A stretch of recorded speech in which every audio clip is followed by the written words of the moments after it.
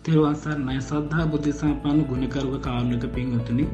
එදා අතීතයේ ජේතවනාරාමේ උදේහවා කාන්තාවක් කියන්න එන්න පටන් ගත්තා. ඇයගේ නම තමයි සිරියා.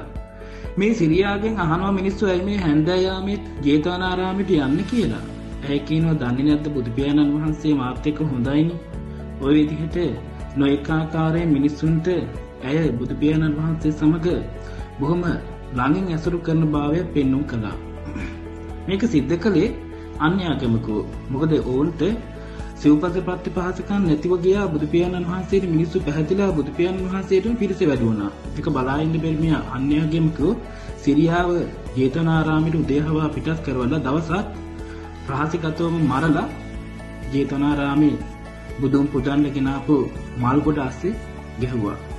ඊට පස්සේ සිරියා අතුරුදහන් කියලා ඕන් විසින් කටකතාවක් කියවලා රාජපුරුෂයන් විසින් හැමතැනම හොයනකොට අවසානයේදී ජේතවනාරාමේ මල් ගොඩ ASCII තිබිලා අර මල සිරුර හම්බුණා.